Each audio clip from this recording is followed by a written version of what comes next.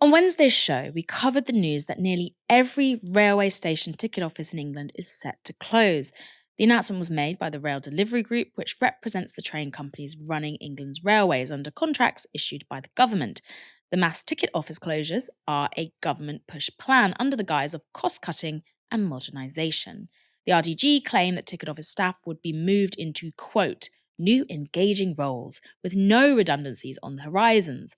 But the unions, unsurprisingly, are calling bullshit. Here's Mick Lynch, RMT boss, speaking to Robert Peston. When they say they're going to keep staff numbers the same within stations, you don't believe them? Well, a year ago they said they had no plans to shut any ticket offices. They said that in the Transport Select Committee, and now they're closing all of them. So I don't believe anything that the train operators say, because they do what the government tells them. And the worst thing anyone in this country could do is believe what this government is telling them. There will be no regulations about staffing our stations, and they will quickly move to a position where the majority of our stations are unstaffed for the majority of the time. We've already seen that in the documents that we've been given today, and they're not protecting the staff. They have issued us statutory redundancy notices. In one company, it's up to 60% of the staff. Wow. In other companies, 31%, another one, 24%. So this is a fig leaf for a drastic attack on staffing levels, and it will make our railway dehumanised. It will make it a dangerous and forbidding experience for many people, especially those that need assistance. And there will be no assistance there at the times it's needed. And that will mean people can't travel, and they'll be more locked up in their houses. The elderly will have to rely on apps and call centres and all this kind of stuff, which is of no use to you when you want to make a quick journey and have that turn up and go access. Now, that turn up and go access Mick Lynch is talking about is already worrying thousands of rail users across the country, because as he points out, it's not just job losses that are threatened by ticket office closures. It's the presence of much needed staff on site at stations and a dependable place to find assistance and information. Tribune's industrial correspondent, Taj Ali, has been speaking to passengers, particularly disabled ones, who fear for their ability to travel if closures go ahead. He writes, the purchase of tickets online is simply not an option for many disabled people who are more likely to be digitally excluded. In 2018, 23% of disabled people had no access to the internet compared to 6% of non-disabled adults. Ticket vending machines can also be inaccessible. According to the Royal National Institute of Blind People, only 3% of blind and partially sighted passengers are able to use a machine. The disability equality charity Scope has previously highlighted how life for disabled people costs £583 more on average a month, a brutal financial penalty exacerbated by the cost of living crisis and likely to be compounded further by the removal of ticket offices. The 50% wheelchair user discount, for instance, can only be purchased at ticket offices. The piece also features testimony from a range of disabled train users, such as Kath, who lives in Yeovil. Kath is registered severely visually impaired and uses a white cane. She can't see ticket machines, and she needs assistance to find the right platform for her train. And guess what? It's ticket office staff that she relies on for that assistance. Ticket office staff give me instructions about where to walk safely, especially when there are a lot of passengers.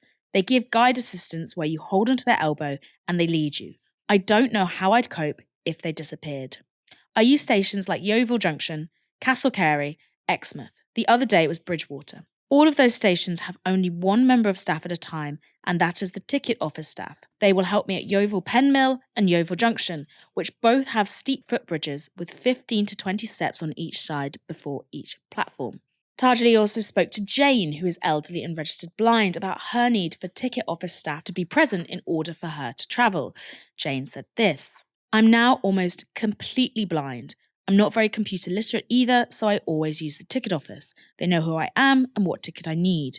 If they take the ticket office away and they have these roaming offices, how on earth will I be able to find out where I get my ticket from? One more. This account is from Sarah Ledbetter, who lives in a rural village and uses a guide dog. Sarah said this, I need a member of staff to help me on the train, to put a ramp out for me and to tell me when my train is delayed. I can't read any print as I'm visually impaired, so I rely on staff telling me what's happening. It's pretty clear-cut stuff. If you get rid of the ticket offices and the passengers who need the trains most and assistance using those trains, they're the ones who are going to suffer. Of course, this is part of the long-running managed decline of England's railway infrastructure. Services are at breaking point. Last year, Guardian analysis found that more than half of all train services departing from England's 15 busiest stations had been disrupted. And think about it, if that is the level of service being delivered at major transport hubs, imagine how bad it is in even more neglected towns and cities. That Guardian reporting also found that stations in the North and the Midlands suffered disproportionately from delays and cancellations. Rail prices in England are the most expensive in Europe, despite being some of the most unreliable and poorly maintained services. In the likes of Germany and France, for example, last year, free train travel schemes were being rolled out amid the cost of living crisis. But here, the government's banging this drum of cuts. It's the same story as the water companies. They privatised this national infrastructure, then they franchised it out to train companies who are making big profits and have not invested in that infrastructure at all. Now they're coming and saying, oh, it's too costly, we've got to make these cuts. And who are suffering? The workers and the passengers who use them. Ironically, some of these train companies are made up of foreign investors, like the Trenitalia, which is a subsidiary of Italy's state-owned railway. And the excuses that they're using to make these cuts are passenger numbers are down. Well, passenger numbers are down. The train's so poorly run that people who don't have to use them are not using them. Why would they use them when train travel is so rubbish? But the people who need them and depend on them fully and have no other choice but to use them are the ones who are going to be most affected by this. We need to be making train travel the safest, fastest, most efficient form of public transport in order for this green revolution. And the neglect that areas outside of London have suffered when it comes to linking up different spaces is completely linked to the general managed decline of industry in those areas, of the economy in those areas. You look at something like Leeds. Where is the metro system in Leeds? It makes no sense. Mike, I want to talk to you about this. The transport system in England, I think a lot of conversations at the moment focus on London. Have you noticed a decline in London transport? But also, what do you think about the general decline of train travel across the country? I mean, there is a general decline. And I think the closure of these offices, as has been mentioned through so many of those quotes, it's going to hit those who are, disabled, who need assistance the most, the hardest. And that really hurts. And I feel like this is an extension of years and years of austerity that we have seen under this Conservative government, where they make these cuts, and the people that are hit the hardest are the people that are most vulnerable in society. It's hard to take, especially when we spoke earlier about Labour and class, and the Conservatives obviously have huge issues when it comes to protecting them as vulnerable in society. And you kind of feel like, who's fighting for these people? I've noticed in general that there is a decline in the quality of of trains. I think one thing we focus on with transport, one thing that's probably the wrong thing to focus on in transport, is the idea of trying to get people to London faster. And actually, London, I think we are probably blessed with some of the best transport, relatively speaking, in the UK. I think we actually need to focus on, building up other parts of the UK and making sure that they have adequate transport when it comes to getting to work, when it comes to buses. This is something that, Andy Burnham has spoken about quite eloquently at times. So, yeah, these cuts really are going to hit, people quite hard in this country, and we need to focus on improving the quality of transports across the board in this country. Damn right. And what I want to add is, we talk a lot about the shrinking of these services, the shrinking of this infrastructure. It's not over yet.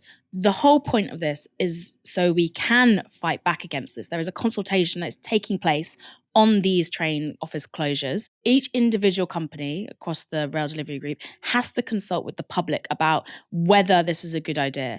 And I urge anyone who has a stake in this, which should be all of you, for the reasons that I've outlined, to go and fill out part of that consultation about what train ticket offices mean to them, beyond simply being a place where you can buy train tickets. They represent so much more in terms of services, and the presence of permanent staff at stations. Ticket machines, for example, can be vandalised. As we've talked about here, people need assistance from train office staff. It's a hub. I beg, we cannot let this go without a fight. Train travel is very, very important to me. I think I've mentioned on previous shows, I can't drive, but as I've said, it is absolutely key if we really want to be improving on our climate promises and we really want to be building a better country, then something like public transport and our rail networks are one of the key areas we really should be focused on. So do not let them take this away from us without fighting tooth and nail.